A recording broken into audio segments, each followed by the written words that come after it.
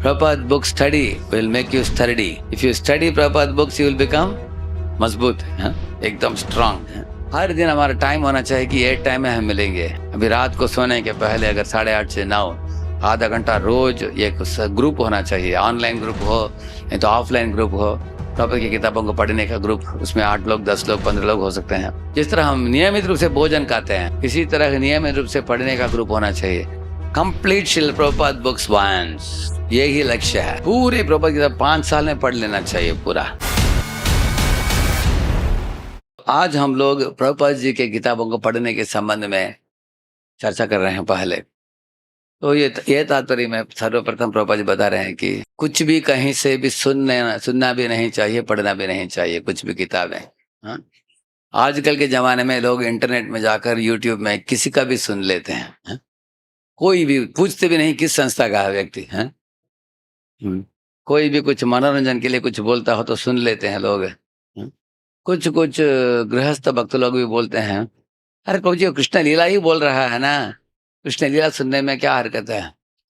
प्रभुपाद जी बोलते हैं, सनातन गोस्वामी का कोटेशन देते हैं प्रभुपाद जी, अवैष्णव मुखोदीर्णो भूतम हरिकथामृतम श्रवणम नैव कर्तव्यम सर्पोच्चिष्ट यथापयः।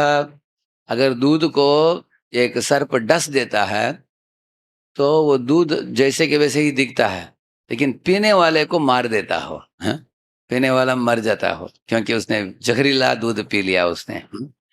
इसी तरह अगर आप एक मायावादी जो कृष्ण अपराधी होता है उसके मुख से सुनोगे आप, तो आपके अंदर जो सेवा भावना है वो खत्म हो जाएगा। आजकल अनेक मायावादी भी भागवत के ऊपर बोलते हैं। आप वृंदावन में जाओगे, 50 लगभग 40-50 सप्ताह चलता हुआ होता है कार्तिक के महीने में। हाँ, और उधर लिखा होता है श्रीमद् भागवत ज्ञान यज्ञ करके। ज्ञान यज्ञ का मतलब मायावादी है वो, 100%। ज्ञान यज्ञ का मतलब क्या है? इम्पर्सनलिस्ट, निर्विशेषवादी है। वो लोग अच्छा अच्छा लीला कथा बोलेंगे, गोप गोपियों की, भगवान की कथा, अंत में बोलेंगे तुम भगवान में लीन होकर खुद भी तुम भगवान बन जाओगे, ऐसे बोलेंगे वो। हाँ, ऐसे जो लोग निर्विशेषवादी उनसे सुनना नहीं चाहिए, पहला चीज। तो प्रभुपाद की किताब पढ़ने के संबंध में पहला मैं ये आपको बता रहा हूँ, क्योंकि we have to be clear about the source from where we should get spiritual information. आध्यात्मिक विषय हमें किधर से हमें सीखना चाहिए, वो पहले मालूमात होना आवश्यक है। तो एक लड़का मेरे कार्यक्रम में आ रहा था, तो एक भी माला चालू नहीं की थी उसने, शुरुआत के दिन थे। तो हम उसके कमरे में जाते थे कार्यक्रम देने के लिए, लगभग 10-12 लोग आते थे, वो 3-4 विद्यार्थी थे उस कमरे में। तो इसका मेरे कार्यक्रम में बैठना बंद हो गया। मैंने सोचा उनके ही कमरे में जा रहे हैं हम, सिखा रहे हैं, वो क्यों नहीं रहता। तो उसके फ्रेंड्स बोले कि प्रभु जी वो अनेक दूसरे दूसरे किताबें पढ़ता हो। तो ठीक है, एक दिन मैं जब गया कार्यक्रम होने के बाद मुझे कुछ दूध पीना था, तो एक कमरे में अंदर लेके गए, उधर में दूध पी रहा था। तो उसके टेबल में देखा तो बाकी अलग अलग संस्थाओं की किताब थी। कुछ उपनिषद थे, कुछ क्या बोलते हैं उसको, अष्टवक्र गीता, ऐसे अलग अलग चीजें थे उसके टेबल में। मुझे तुरंत पता चल गया कि ये तो कुछ अलग अलग उटपटांग चीजों को पढ़ रहा है, इसलिए हमारे भक्तिमय क्लास में उसको रुचि नहीं लग रहा है। समझ रहा आपने? क्योंकि विषय अंदर घुस गया उसका, मर गया वो, मर ही गया प्राय है। उसके शुरुआत में थोड़ा रुचि था उसको, 1-2 क्लास आया, उसके बाद अलग अलग किताबें खरीद कर पढ़ने लगा, उसका भक्ति मर ही गया उसका प्राय है। तो इसलिए हमें कुछ भी किधर से भी लेकर पढ़ना नहीं चाहिए हमको किताबें। क्योंकि जो किताबें पढ़ते हो आप, वो आपके आध्यात्मिक जीवन का बुनियाद बनने वाला है, फाउंडेशन। अगर फाउंडेशन खोखला हो गया, हाला हो गया है, फाउंडेशन ठीक नहीं है, फाउंडेशन टूट गया तो पूरा इमारत ही टूट जाएगा ना। Prabhupada book study will make you sturdy. Sturdy जानते हैं? Sturdy, sturdy means if you study Prabhupada books you will become मजबूत, एकदम स्ट्रांग, स्टडी बन जाओगे आप आध्यात्मिक जीवन में। जैसे कभी कभी डॉक्टर आपको दवाई देता है, टैबलेट देता हो, टैबलेट खाते हो फिर भी बुखार ठीक नहीं होता, लेकिन अगर डॉक्टर बोलता है कि 3 दिन से मैं दवाई दे रहा हूँ, ठीक नहीं हो रहा, इधर आ जाओ आज, एक इंजेक्शन दे देते हैं, तो एक मोटा इंजेक्शन देता है, तुरंत आपका बुखार मिट जाता है। तो प्रभुपाद की किताबें इंजेक्शन जैसे हैं, सीधा पहुंच जाते हैं आपके शरीर के अंदर। हाँ, इसलिए प्रभुपाद के लेक्चर्स हो, प्रभुपाद जी की किताबें हो, ध्यानपूर्वक अगर कोई उसको सुनता हो, पढ़ता हो, तो उसके अंदर कृष्ण भावनामृत जग जाएगा बहुत आसानी से। तो अभी प्रभुपाद की किताबों को कैसे पढ़ना, उसके बारे में कुछ चर्चा करेंगे। प्रभुपाद की किताबों में स्पेशल क्या है कि हमें रोज पढ़ना चाहिए। परम पूज्य गौर गोविंद महाराज, हाँ, एक आर्टिकल लिखा उन्होंने प्रभुपाद जी के किताबों के संबंध में।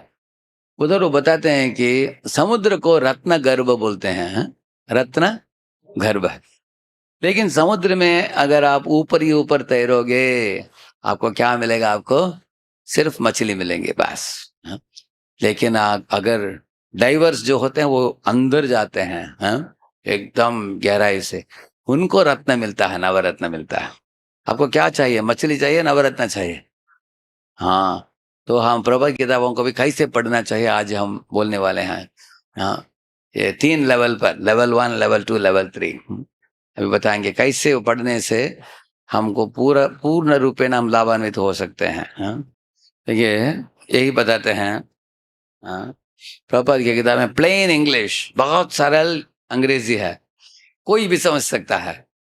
एक लड़का, उसको इंग्लिश आता ही नहीं था, उसको हिंदी बोलता था वो, हाँ, लेकिन हमारे रीडिंग ग्रुप में ज्वाइन किया वो, 6 महीने में एकदम फ्लुएंट इंग्लिश बोलने लगा वो।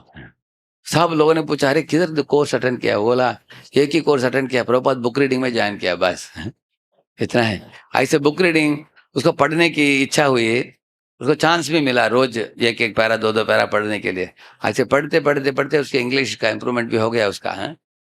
और वो बोला कि प्रभुपाद की इंग्लिश बहुत सरल इंग्लिश है, करेक्ट है ना, कुछ जटिलता नहीं है, छोटे छोटे सेंटेंस प्रभुपाद जी बोलते हैं, हाँ। और प्रभुपाद जी के किताबों में अनेक सरल उदाहरण भी प्राप्त होते हैं, आसान से समझने वाले उदाहरण, हाँ, छोटे छोटे उदाहरण। जैसे अगर आप पेट में भोजन डालोगे तो सारे अवयवों को पहुंच जाता है, हाँ? ऐसे नहीं अगर नाक में डालते हो, हाँ? आंखों में डालते हो, कान में डालते हो भोजन, एक ही छिद्र में डालते हो, क्या छिद्र है वो? मुंह है, हाँ? इस तरह के सरल उदाहरण देते हैं प्रभुपाद जी। इस तरह कृष्ण को पूजा करो, बाकी सब देवता खुश हो जाएंगे। बहुत सरल उदाहरण है प्रभुपाद की किताबों में ऐसे, हाँ? ऐसे शास्त्र बताते हैं कि हमारे शरीर एक रथ है और हम रथ में सफर करने वाले पैसेंजर है। लेकिन प्रभुपाद ने रथ के बदले दूसरा उदाहरण दे दिया। क्या दिया? कार का। क्योंकि आजकल कितने लोग ऑफिस रथ में जाते हैं, हाँ? कार में जाते हैं, इसलिए कार का उदाहरण दिया, कार ड्राइवर बोला। तो हमको समझने वाले बात ऐसे बताया, an elevated devotional modes made easy. देखिए, ये भक्ति के विज्ञान को समझना हो साधारण काम नहीं है, लेकिन प्रभुपाद जी बहुत सरलता से इसको समझ आए हैं, हाँ। जैसे प्रभुपाद जी बताते हैं, हाँ, इस दुनिया में हर एक इंसान मैत्री जोड़ता है कुछ अपेक्षा हेतु रखते हुए, करेक्ट है ना, हाँ, कोई भी। इसलिए सब लोग इस दुनिया में कुछ ना कुछ हेतु लेकर ही जोड़ते हैं किसी के साथ। लेकिन प्रभु जी बोला कि लेकिन माँ और बच्चे के बीच में प्रेम है, वो निस्वार्थ प्रेम है वो। इसी तरह भगवान और जीवों के बीच में प्रेम निस्वार्थ प्रेम है। तो इस तरह उदाहरणों के द्वारा समझाते हैं प्रभुपाद जी। और चौथा, कॉम्प्लेक्स फिलोसॉफिकल कॉन्सेप्ट्स सिंप्लीफाइड। भगवान तत्व ही बहुत गूढ़ तत्व है, प्रभुपाद सरलता से उसको समझाते हैं। जैसे ब्रह्मन, परमात्मा, भगवान, इसको समझाने के लिए प्रभुपाद एक सरल उदाहरण देते हैं, वो दिखाएंगे, हैं।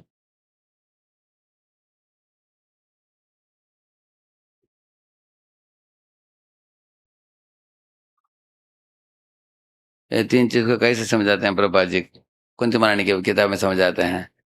जैसे ज्ञानी लोग ब्रह्मन के रूप में परम सत्य को देखते हैं, अब योगी लोग परमात्मा के रूप में अपने हृदय में अंतर्यामी को देखते हैं, और भक्त लोग भगवान कृष्ण के रूप में उनको देखते हैं, हैं?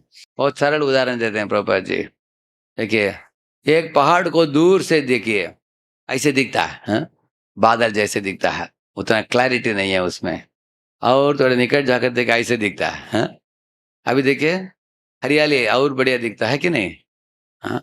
और भी निकट जाते हैं कोई चल रहे हैं, कोई आ रहे हैं, गाय चल रही है, इसी तरह 3 लेवल का अंडरस्टैंडिंग है। देखिए, आप लोगों को गम बूट्स मालूम है? गम बूट्स, हाँ, नीचे से इधर तक होता है, घुटने तक। अगर आपने गमबूट पहन लिया, कीचड़ में भी, पत्थरों में भी, कांटों के बीच में भी आप चल सकते हो। आपको मुश्किल नहीं है। तो प्रभुपाद की किताब पढ़ना गमबूट जैसा है, क्योंकि अगर आपने अच्छी तरह पढ़ लिया ना प्रभुपाद की किताबें, तो आप इस दुनिया में, माया के नगरी है दुनिया, इसके बीच में भी आप शांति से आपका भक्ति चलता रहेगा। सही ढंग से हमने प्रभुपाद की किताब पढ़ लिया तो हमको कुछ डर नहीं, क्योंकि यह एक फायर टॉर्च जैसा है। अगर आपको अंधेरे में आपके पास बड़ा टॉर्च लाइट हो, आप उसको सामने डालो, आपको डर नहीं होगा कि कुछ कुछ बिच्छू नहीं तो कुछ सर्प आ सकते हैं, हैं? टॉर्च हो तो आपको डर नहीं। हाँ? इसी तरह ये दिव्य ज्ञान एक टॉर्च के रूप में काम करेगा, एक गमबूट के रूप में आपको सुरक्षा प्रदान करेगा। और कविराज गोस्वामी, कृष्णदास कविराज गोस्वामी एक उदाहरण देते हैं, आप प्रभुपाद की किताब हमें पढ़ना किसके समान है? धान्य खाने के समान है। आप कल एकादशी का दिन हम लोग धान्य खाते नहीं, करेक्ट है ना? तो उससे थोड़ा कमजोरी होता है, हाँ?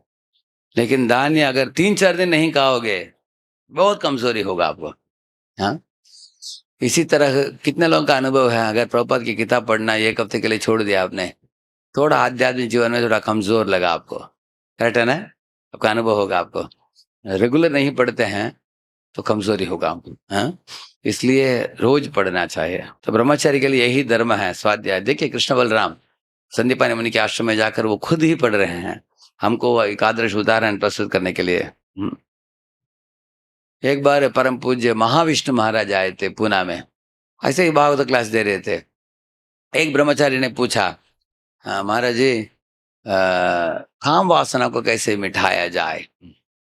महाराज ने बोला, क्या बड़ी बात है, विवाह कर लो, बोला उन्होंने। वो बोला, नहीं नहीं महाराज, विवाह नहीं करना, हमको ब्रह्मचारी रहना है। महाराज बोले, ठीक है ब्रह्मचारी रहो, फिर भी विवाह कर लो। बोला, कैसे विवाह? ना दोनों हो सकता है। वो बोले, विवाह करो स्त्री के साथ नहीं, भागवत के साथ। बोला, तो उन्होंने पूछा, भागवत के साथ विवाह करने का मतलब क्या है महाराज? तो महाराज बोले, देखो, विवाह के बाद एक व्यक्ति क्या करता है, अपने पत्नी को सिल्क साड़ी पहनाता है। इसी तरह तुम भागवत के ऊपर भी सिल्क पहनाते हैं, मालूम है आपको? देखा आपने? रैप करते हैं भागवत को। तुम एक बीबी को सिल्क साड़ी पहनाने के बदले भागवत को पहनाओ। और नया नया शादीशुदा व्यक्ति क्या करता है, अपने बीबी को लेकर मार्केट में लेके जाता है, कुछ खरीद कर देता है, करेक्ट है ना? इसी तरह महाराज बोले कि कभी भी तुम अकेले मत जाओ, भागवत को लेके जाओ। हमेशा तुम्हारे हाथ में एक भागवत का वॉल्यूम रहना चाहिए। वो बोला, नहीं नहीं महाराज, टाइम नहीं मिलता पढ़ने के लिए। महाराज ने बोला, टाइम मिलता है और नहीं मिलता उसके बारे में बात मत करो, मैं जो बोला तुमको क्या करो, साथ में लेके जाओ। महाराज, साथ में लेके जाकर क्या होने वाला है, पढ़ने के लिए टाइम ही नहीं है। महाराज बोले, तुम साथ में लेके जाओगे ना, टाइम मिल जाएगा तुमको। और वो ब्रह्मचारी बाद में अपने पास हमेशा एक कॉपी रखता था भागवतम। तो एक दिन स्टेशन में गया, वो टिकट का क्यू, 200 लोग थे, खड़े थे क्यू में। तुरंत वो उसको खोलने लगा, खोल कर देखने लगा। ऐसे ही उसके 10-15 पेज हो गए उसको पढ़कर, ऐसे। बाद में ब्रह्मचारी बोला, मैं पहले महाराज के जवाब मिलने के पहले मैं जब स्टेशन में जाता था, अगर लंबा क्यू हो तो हमारे आंखें इधर उधर देखते हैं, वो कौन जा रही है, कौन आ रही है, हैं? ऐसे इधर उधर आंखों आंखों के पास बुरे आदत है, इसको असत चेष्टा बोलते हैं उसको, असत चेष्टा, असत चीजों में लगते हैं आंखें। लेकिन अगर आपके आंखें भागवत के अंदर घुस गया तो आपका चित्त शुद्धि होता है। अगर आप बैठे हो गाड़ी के अंदर, सुमो में बैठे हो, कार में बैठे हो, हमें शांति से भागवत खोलकर पढ़ते जाना चाहिए। नहीं तो आजकल आप देखते हो, गाड़ी के अंदर बैठा हुआ व्यक्ति बाहर देखता कौन जा रहा है, बाहर के व्यक्ति अंदर देखता अंदर कौन बैठे हैं। दोनों सब लोग चमार लोग हैं, सब चमड़े देखने वाले हैं, एक दूसरे के चमड़े देखते रहते हैं लोग, कौन गोरा है, कौन काला है, कौन खूबसूरत है, कौन बदसूरत है। दूसरों को मत देखो, भागवत को देखो, है? इस तरह बोला उन्होंने, brahmachari must get married to Srimad Bhagavat. ठीक है, अभी पढ़ने का तरीका क्या है? आप में से अनेक लोग विद्यार्थी हो, हाँ। इसमें 3 लेवल का पढ़ाई है। पहले बोलते हैं सिस्टमैटिक, उसके बाद में थीमेटिक। अभी सिस्टमैटिक के बारे में बात करेंगे पहले, हाँ। देखिए, सिस्टमैटिक का मतलब क्या है? प्रभुपाद की किताबों का लिस्ट है, हाँ। वो छोटे किताब से लेकर धीरे धीरे धीरे धीरे एक एक करके ग्रुप बना लो। हाँ, उस ग्रुप में नियमित रूप से सबके सब किताबों को पूरा करना चाहिए, लाइन बाय लाइन, हाँ, page by page, book by book. Grace Vaisheshik Prabhu ने एक नया नाम निकाला, become a sage page by page, ऐसे बोला उन्होंने। हैं, आप पेज बाय पेज पढ़ते हुए आप एक बड़े ऋषि बन जाओगे आप। हाँ, पढ़ते पढ़ते सद्बुद्धि उदय हो जाएगा आपको, ऐसे बोला उन्होंने। तो इसको सिस्टमैटिक स्टडी बोलते हैं। इसका मतलब है, अभी भगवत गीता, धर्म क्षेत्रे कुरुक्षेत्रे, उधर से चालू करने का है, एक करके श्लोक, तात्पर्य, अनुवाद तात्पर्य पढ़ते हुए आगे जाने का। ठीक है, ऐसे करना। कभी कभी इस तरह पढ़ते समय आपको लगेगा कि अरे इतने किताबें हैं, कब पूरा होगा, ऐसे कभी आपको चिंता होता है। चिंता मत कीजिए, small drops of water make a ocean. ऐसे बूंद इकट्ठित करते करते वो समुद्र बन जाएगा, वो सब किताबें पूरा हो जाएगा आपको 5 साल में। हाँ, in 5 years you can finish all Prabhupada books if you have a habit of daily reading, हाँ, little by little by little। हर दिन हमारा टाइम होना चाहिए कि ये टाइम में हम मिलेंगे। हाँ, अभी रात को सोने के पहले अगर 8:30 से 9 आधा घंटा रोज एक ग्रुप होना चाहिए, ऑनलाइन ग्रुप हो नहीं तो ऑफलाइन ग्रुप हो, प्रॉपर की किताबों को पढ़ने का ग्रुप, उसमें 8 लोग 10 लोग 15 लोग हो सकते हैं। लेकिन नियमित रूप से आना, जिस तरह हम नियमित रूप से भोजन खाते हैं, करेक्ट है ना, इसी तरह नियमित रूप से पढ़ने का ग्रुप होना चाहिए। हम दांत सफाई करते हैं, नहाते हैं, खाते हैं, इसी तरह पढ़ते हैं प्रभा की किताबें। इसको सिस्टमैटिक स्टडी बोलते हैं। और थीमेटिक स्टडी क्या है, थीम के अनुसार। उदाहरण के लिए आपको मन के ऊपर बोलना हो कॉलेज में कुछ प्रोग्राम, माइंड मैनेजमेंट, उसके ऊपर, तो आप गीता में जाओगे, ढूंढोगे चंचलम ही मन कृष्णा प्रमाति बलभद्रम, ऐसे श्लोक हैं। भगवान बताते हैं अभ्यास है न तो कौनते वैराग्य न च गृह्यते। तो एक एक थीम लेकर उसके ऊपर थोड़ा रिसर्च करके आप श्लोक इत्यादि निकाल कर आप ये कर सकते हैं। ये टॉपिक के ऊपर तैयारी करना। मैं आपको दिखाता हूँ, 1 मिनट। थीमेटिक स्टडी का मतलब यह है, हाँ, एक टॉपिक लेना और शास्त्र के अभी एक टॉपिक आज क्या है, प्रभात बुक स्टडी। अभी मैंने 3-4 श्लोक दिखाया आपको, करेक्ट है ना, 1836 पहले दिखाया आपको। उसके बाद शृण्वत श्रद्धा नित्यम, उसके बाद यथ शृण्वतो अपैत्यारते रुतृष्णा, उधर परीक्षित बोल रहा है, उधर से निकाला, करेक्ट है ना। इसको थीमेटिक बोलते हैं, एक थीम ले लेने का और अलग अलग श्लोक कोने कोने से निकालने का। लेकिन आप कैसे कर पाओगे थीमेटिक, पहले सिस्टमैटिक पढ़ना चाहिए, तब आपको पता चलेगा वेयर इज व्हाट, आपको पता चलेगा किधर से किधर किधर क्या क्या शास्त्र बोलते हैं, वो पहले पढ़ लेना सिस्टमैटिक, उसके बाद थीमेटिक कर सकते हैं हम। अब एक सिस्टमैटिक स्टडी के बारे में और थोड़ा बोलते हैं। हाँ, ठीक है। कंप्लीट शिल प्रभुपाद बुक्स वंस, यही लक्ष्य है। पूरे प्रभुपाद किताब 5 साल में पढ़ लेना चाहिए पूरा। I am going to read them again and again, and so don't be impatient. एक बार पढ़ लेना चाहिए। और दूसरा चीज है, किताबों को कंप्यूटर में अगर पढ़ेंगे ना, थोड़ा खतरा है। क्या है, किताब पढ़ना चालू करेंगे कहीं और चले जाएंगे कंप्यूटर में, लेकिन अगर हाथ में हार्ड कॉपी किताब हो तो कहीं और नहीं हम जा पाएंगे आप। हार्ड कॉपी है ना हाथ में, तो तो इस तरह किताब आपके पास रखना अच्छा है। और उस किताब में आप अंडरलाइन भी कर सकते हैं, पेंसिल हाइलाइटर, हाँ, उसका वो भी कर सकते हैं। मैं आपको दिखाता हूँ, एक उदाहरण दिखाता हूँ आपको।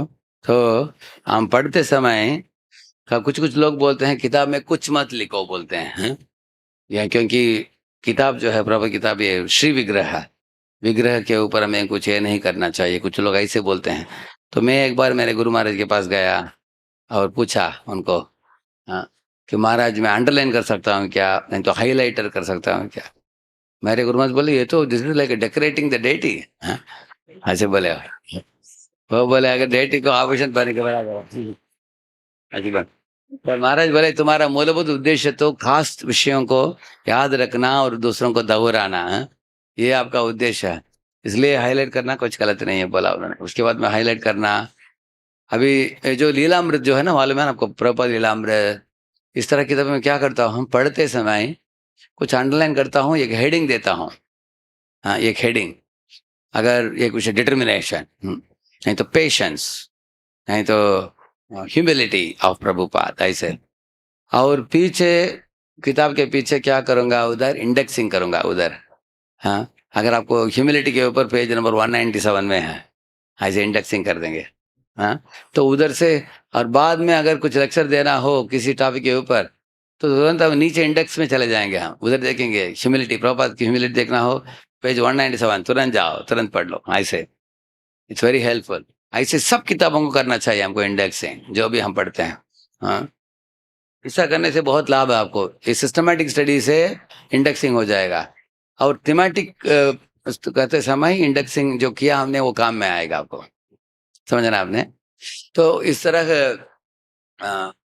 सिस्टमैटिक का मतलब verse by verse, translation by translation, purport by purport, A to Z सब किताबों को पढ़ना, वो सिस्टमैटिक है। हम थीमेटिक का मतलब एक थीम को लेकर अलग अलग, इसलिए पहला 5 साल हम अगर सिस्टमैटिक पढ़ेंगे हम अच्छी तरीके से, उतना आपको ये लाइट रीडिंग है सिस्टमैटिक, ज़्यादा गहराई में नहीं जाते हैं, उधर जो भी दिया है उतना ही पढ़ते हैं, थोड़ा बहुत समझ आता है हमको उसमें से, लेकिन बाद में थीमेटिक पढ़ते समय आपको गहराई से समझ में आएगा आपको उस समय, because you already read it once, then you can read it second time, but with more depth. जैसे उदाहरण के लिए, अगर आपको ये क्लास में आज परंपरा के बारे में बोलना हो, गुरु परंपरा में ही हमें ज्ञान स्वीकारना चाहिए, भगवद गीता में किस श्लोक पकड़ेंगे आप बताइए, क्या श्लोक पकड़ेंगे आप? हाँ, एवं परंपरा प्राप्तम इमं राजर्षयो विदुः, करेक्ट है ना? करेक्ट, वो आप बोलेंगे, करेक्ट है ना? तो इस तरह कुछ भी हमको टॉपिक के ऊपर बोलना हो, जैसे श्रद्धा के ऊपर मैंने 9.3 4.40 बोला, कैसे मैंने बोला, क्योंकि थीमेटिक जब पढ़ेंगे तब आपको पता चल जाएगा कि किधर से सब टॉपिक्स को ला कर डाल सकते हैं एक ही टॉपिक के अंडर ऐसे। और उसके लिए और 5 साल लगेगा, पहले 5 साल सिस्टमैटिक स्टडी और अगले 5 साल थीमेटिक स्टडी। तो 10 साल में आप लगभग प्रभुपाद के books, Prabhupada's morning walks, Prabhupada speaks out, conversations इत्यादि पढ़ सकते हैं आप। हाँ, देखिए मेरे भागवतम है, तो मेरे भागवतम में है, देखिए अंडरलाइन किया है मैंने, आपने देखा? हाँ, तो देखिए टॉपिक भी दिया है, तो देखा आपने? हाँ, everyone is controlled, cow bound through nose, ऐसे एग्जाम्पल दिया है। देखिए God's laws, people suffer more by breaking God made laws than obeying man made laws, तो लेसन लिखा हूँ। देखिए इधर मैं अंडरलाइन में अगर ये एक अंडरलाइन किया हूँ तो इम्पॉर्टेंट है, अगर वेव अंडरलाइन किया तो बहुत इंपॉर्टेंट है, वेव अंडरलाइन, अगर डबल अंडरलाइन किया तो सुपर इंपॉर्टेंट है, ऐसा।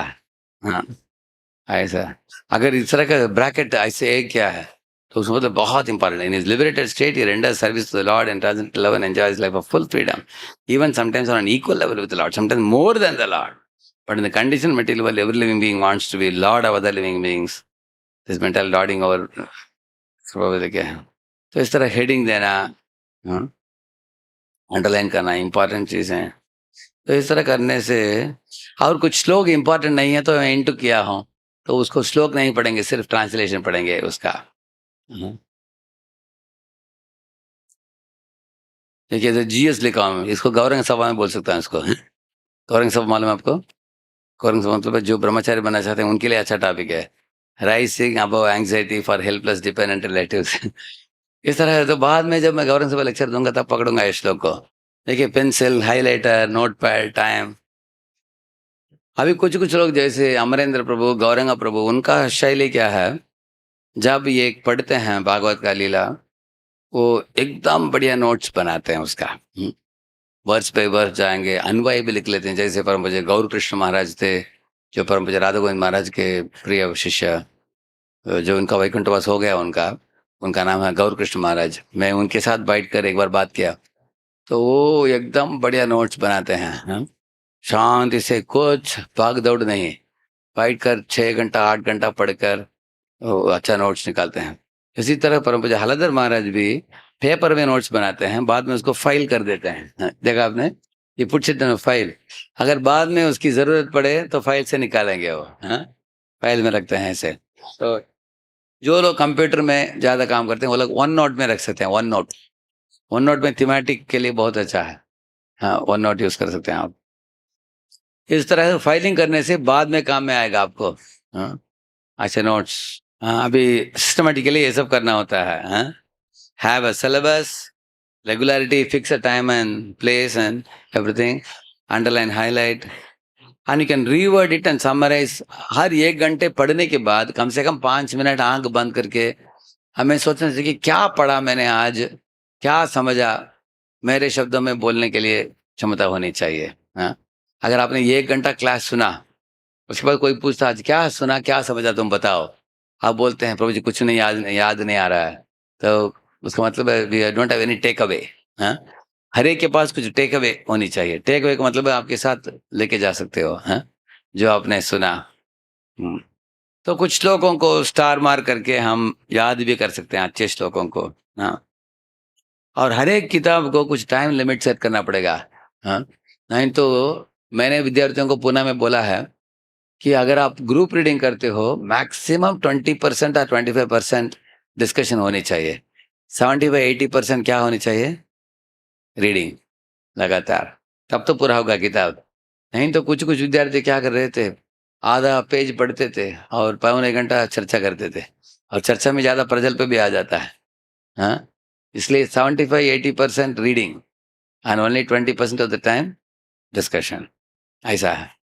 तो इस तरह करने से किताब एक एक करके हम पूरा करते जाएंगे। इधर देखिए प्रभुपाद के बुक्स का कंप्लीट ऑर्डर है। हाँ, हाँ, ये कैटेगरी 1, कैटेगरी 2, कैटेगरी 3, कैटेगरी 4 है। इसी ऑर्डर में अगर आप चालू करेंगे, पढ़ेंगे, हाँ, पूरा हो जाएगा। हाँ, where is what is what, सब समझाएंगे। और प्रभुपाद के मूड को भी हम समझना चाहिए पढ़ते समय। हाँ, जैसे मैं इस्कॉन में आने के पहले मेरा सोचना ऐसा था कि ब्रह्मचारी का मतलब बड़े वैरागी होना चाहिए, दुनियादारी चीज़ों में पढ़ना नहीं चाहिए, बहुत स्ट्रिक्ट होना चाहिए। तो एक दिन एक वक्त एक मुकुंद माधव प्रभु मुझे जुहू मंदिर में लेकर गए, पहली बार गया मैं। वो बोले कि आओ जो लिफ्ट में जाते हैं। मैंने बोला लिफ्ट है, लिफ्ट तो बुड्ढों के लिए है, हम तो तरुण हैं, हम तो सीढ़ी में चलेंगे ऊपर। वो बोले सीढ़ी में जाओगे तो 10 मिनट लगेगा ऊपर जाने के लिए, लिफ्ट में जाएंगे तो 2 मिनट में पहुंच जाएंगे। हम भगवान कृष्ण की 8 मिनट बचाना चाहते हैं, इसलिए हम लिफ्ट में जाते हैं, बोला उन्होंने। मैंने सोचा ये तो अद्भुत बात है, अभी ऐसा हमने सुना नहीं है किसी को। ठीक है, मैं भी लिफ्ट में चढ़ गया। तो ऊपर लेके गए हमको। ऊपर जाने के बाद देखा एक कमरे में, ग्लास कमरा था, कांच का। बाहर से देखा मैं, अंदर बैठे थे अनेक ब्रह्मचारी, अनेक लोग सैफरान भी पहने थे, लेकिन सब लोग कंप्यूटर में बैठे थे। वो कंप्यूटर रूम था वो। बड़ा आश्चर्य हुआ मुझे। मैंने प्रभु जी को बोला ये क्या चल रहा है प्रभु जी, मैंने पूछा उनको। उन्होंने बोला क्या क्या क्या हो गया बताओ। मैंने बोला मैंने कंप्यूटर देखा है, ब्रह्मचारियों को देखा है, दोनों साथ में कभी नहीं देखा है।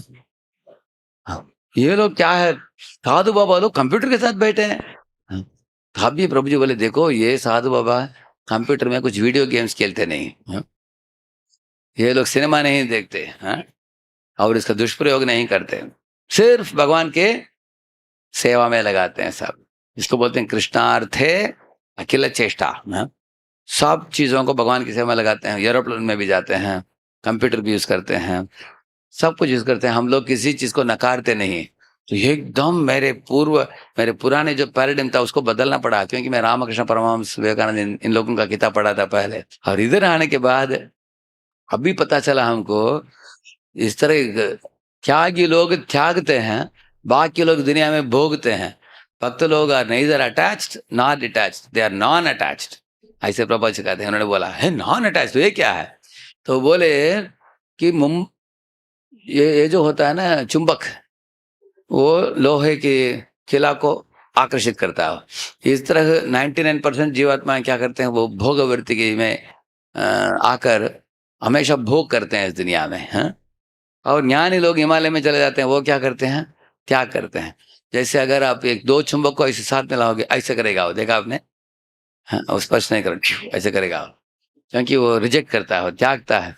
तो ये भोग भी नहीं करता, बकता है, त्यागता भी नहीं है, क्या करता है, नॉन अटैच का मतलब है एक चुंबक को आप एक कास्ट नहीं तो लकड़ी के टेबल के ऊपर रखो, कुछ कनेक्शन है उनका, कुछ कनेक्शन नहीं है। हाँ? क्योंकि चुंबक कभी भी टेबल के वुड के साथ रिएक्शन नहीं करेगा। वैष्णव को इस दुनिया के सब पदार्थों के साथ ऐसे संबंध होना चाहिए। हम किसी भी चीज को भोगना भी नहीं चाहिए, त्यागना भी नहीं चाहिए, उठाकर भगवान की सेवा में लगाना चाहिए।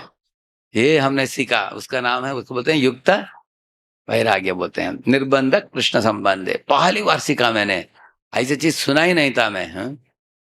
तो इतना मैं समझ गया कि मैं भी कंप्यूटर यूज करता हूँ आजकल। हाँ? उसके बाद क्योंकि हम समझ गए कि हम सिर्फ भगवान की सेवा के लिए हम इस्तेमाल करेंगे। ये सिर्फ प्रभुपाद की किताब पढ़ने के बाद ही हमको ये समझ में आया, उसके पहले किसी ने सिखाया नहीं हमको। अभी लेवल 2 क्या है, सिस्टमैटिक को छोड़कर अभी थीमेटिक स्टडी है। अभी डीपर स्टडी देखिए, go deeper in Prabhupada books. आजकल गौरंग दर्शन प्रभु ने सुबोधनी करके एक गाइड निकाला है, जिसमें ओवरव्यू मिलता है आपको। ओवरव्यू का मतलब क्या है, एक भागवत के चैप्टर को लीजिए, उसको एक एरियल व्यू बोलते हैं उसको। इस चैप्टर में कितने श्लोक हैं, सेक्शन 1, सेक्शन 2, सेक्शन 3, ऐसे समझाया गया है बहुत अच्छे तरीके से। अभी उदाहरण के लिए आप एक अध्याय कर लेंगे। अभी देखिए, talks between Shiva and Sati. देखिए पहले 4 श्लोक, Daksha starts another sacrifice, Sati tries to convince Shiva to go to sacrifice with her, और 10 श्लोक हैं। वेर इज आर्ग्यूमेंट्स, सती क्या देती है, होलिका है, समरिस क्या है। और 15 to 25 शिवा ने क्या रिस्पॉन्स दिया सती को, वो अध्याय पूरा हो गया है वो। और दूसरा अध्याय, करेक्ट है ना। अभी एक पूरे अध्याय का एक बर्ड्स आई व्यू, विहंगा वो लोग बोलते हैं इसको। अभी अगले चैप्टर सती कुछ सरपाड़ी, अभी देखिए सेक्शन 1, सेक्शन 3, सेक्शन 2 आएगा ऐसे। तो इस तरह मैं अभी जब सिखाता हूँ भागवत, क्या करता हूँ, पहले एक इस तरह का एक एरियल व्यू बता दूंगा भक्तों को, ये पूरा चैप्टर का इस तरह विभाजन किया गया है। उसके बाद हम प्रवेश करेंगे भागवत में, स्टेप बाय स्टेप पढ़ेंगे उसके बाद ऐसे। तो उसका मतलब है आपको पूरा ओवरव्यू ऑफ द चैप्टर समझना, और एक एक तात्पर्य पढ़कर गहराई से उसका चर्चा करना, अलग अलग एंगल से। उदाहरण दे देंगे आपको। देखिए 3 लोगों ने अश्लील दृश्य देखने को उनको मिला। एक है अजामिल, जंगल में जब गया था फूल तोड़ने के लिए, कुछ गंदे चीज देखने को मिला उनको। नारद मुनि ने भी देखा मंदाकिनी गंगा में नलकूर मणिग्रीव नंगे नहाते हुए पानी में, देवियों के साथ जल क्रीड़ा कर रहे थे वो लोग। और सुखदेव गोस्वामी जन्म लेते ही यम प्रव्रजंतम अनुपेतम उपेत कृत्यम द्वैपायनो विरह कातर आजुहाव पुत्रेति तन्मयतया तर वो विनेदुस्तम सर्वभूत हृदय मुनिमानतोस्मि। उधर बताया गया कि वो नंगे थे, वो अवधूत थे, ऐसे चल पड़े घर से। पिताजी वेद व्यास पीछे भागने लगे, हे पुत्र पुकारते हुए। तब उस जमाने में स्त्रियां एक तालाब में नहाती थी। वो तालाब में सिर्फ स्त्रियां नहाती थी, कोई पुरुष उस एरिया में जाते नहीं थे उस तालाब में, और दूसरे तालाब में सिर्फ पुरुष नहाते थे ऐसे। तब सुखदेव गोस्वामी ऐसे जब जा रहे थे सड़क में, कुछ झाड़ भी थे, झाड़ के बीच में स्त्रियां दिखाई देती है, वो नंगे जो नहा रही है पानी में ऐसे। जब स्त्रियों ने देखा सुखदेव को, वो उनके सुखदेव की आंखों को देखा कि उनकी आंखें ऐसे एक भगवान में मदमत्त अवस्था में थे, एक भगवान के ध्यान में थे वो। जैसे बताते हैं ना, निश्चय भवद गुण कथामृतपान मत्तः। तो सुखदेव गोस्वामी के आंखों को देखकर स्त्रियां समझ गई कि इनके आंखें हमारे शरीर के गुप्त अंगों को देख नहीं रहे हैं। अगर एक लड़की अगर सही ढंग से कपड़ा नहीं पहनी है तो गलत दिशा में देखेगा वो, बुरा नजर से। करेक्ट है ना। लेकिन इनका आंखें जो थे दिव्य आंखें थी, इसलिए वो स्त्रियों की ओर देखा भी नहीं, ऐसे ही जा रहे थे वो बच्चे जैसे। इसलिए आप देखते हैं बच्चे जो होते हैं हमारे इस्कॉन मंदिरों में, एक और माता जी होती है, एक और प्रभु जी होते हैं। छोटा बच्चा कभी माता की गोद में बैठता है, बाद में पिता की गोद में बैठता है, बाद में वापस माता के पास जाता है, दोनों साइड जाता है। करेक्ट है ना। मान लीजिए एक लड़का 15 वयस का लड़का प्रभु जी की जगह छोड़कर माताओं के साइड में जाकर बीच में बैठ जाता है। वो लोग ठीक है क्या, सही है? वो 15 वयस का लड़का माताओं के बीच में आकर बैठता है, निकल जाओ चलो प्रभु जी के पास बोलेंगे, है ना। क्योंकि वासनाएं, काम वासनाएं जग जाते हैं। लेकिन सुखदेव का वयस कितना था? 16 वयस था वो। 16 वयस में भी उसके शरीर में अंग, उसके अंग उत्तेजित नहीं हुए स्त्रियों को देखने के बाद भी, तो स्त्री समझ गए कि ये पहुंचा हुआ व्यक्ति है। हाँ? तो 3 लोग हैं। सुखदेव ने भी ऐसे दृश्य देखा, स्त्रियों को नंगा। नारद ने भी देखा, नलकुर मणिग्रीव देवियों को देखा। अजामिल ने भी देखा। फर्क क्या है बताइए? अभी अजामिल के पास अविद्या चक्षु था, इसलिए पतन हुआ उसका। हाँ, और सुखदेव गोस्वामी के पास ज्ञान चक्षु था। हाँ, तो वो उससे प्रभावित नहीं हुए। स्त्री पुरुष में वो फर्क नहीं देखा, सिर्फ आत्मा शरीर में फर्क देखा उन्होंने। हाँ, स्त्री पुरुष में फर्क नहीं देखा, सब शरीर में एक ही तरह का आत्मा को देखा उन्होंने, इसलिए ज्ञान चक्षु था उनको। और नारद के पास क्या चक्षु था? प्रेम चक्षु था। हाँ? एक अविद्या चक्षु, ज्ञान चक्षु, प्रेम चक्षु। इस तरह हम पढ़ सकते हैं भागवत। हाँ, तुलनात्मक रूप से। तो एक बार पढ़ लिया हमने पूरा, उसके बाद थीमेटिक भी पढ़ लिया। अभी थीमेटिक पढ़ने के बाद अभी और गहराई से हम जा सकते हैं प्रभु की किताबों में। इसके बाद 12 एम्स ऑफ शास्त्रिक स्टडी, तब हम अच्छे तरीके से समझ सकते हैं।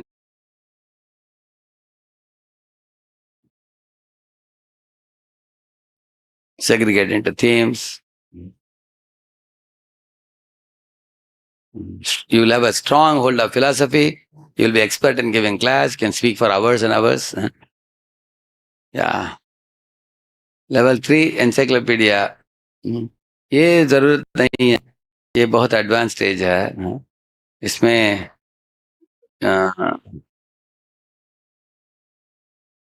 डेटाबेस बना सकते हैं, लेक्चर थीम्स, आर्टिकल स्टोरीज, ठीक है।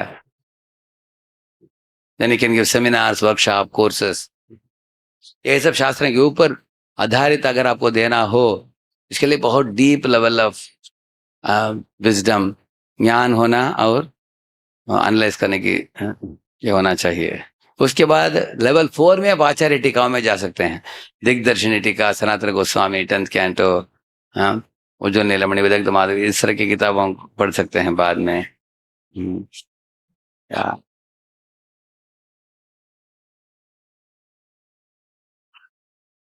एक्चुअली लास्ट में कॉशन दिया गया है, हम लोग एक डिवोटी के अंडर में मेंटरशिप में रहना चाहिए, उनके गाइडेंस में सब करना चाहिए। और 7-8 साल होने के बाद peer association, equal association important है, उसके पहले senior association is important. Don't lose touch with the basics. आप एडवांस्ड बुक किताबें पढ़ेंगे, साथ साथ नए लोगों के टच में भी रहेंगे आप। हाँ, बस श्री प्रभुपाद की